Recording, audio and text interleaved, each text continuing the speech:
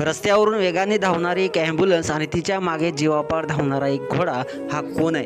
तो धावत का आहे? आणि या ॲम्ब्युलन्समध्ये नक्की कोण आहे? पुढची 60 सेकंद तुमच्या अंगावर काटा आणतील. उदयपूरच्या या रस्त्यावर अचानक लोकांच्या नजरा या अनोख्या पाठलागावर खिळल्या. ॲम्ब्युलन्सचा सायरन ओरडत होता आणि हा घोडा तो न थांबता जीवाची बाजी लावून त्याचे मागे धावत होता. लोकांना एकच प्रश्न, अखेर हा घोडा कोणासाठी एवढा वेडा झालेला आहे?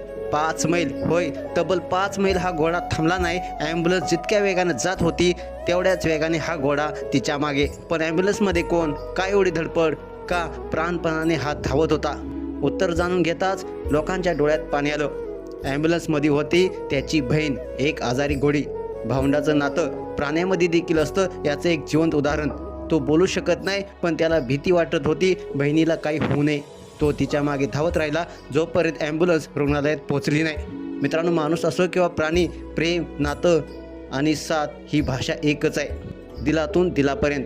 जर मित्रांनो तुम्हाला हा व्हिडिओ हृदयाला भिडला असेल तर एकदा नाही 1000 वेळा वाटेल.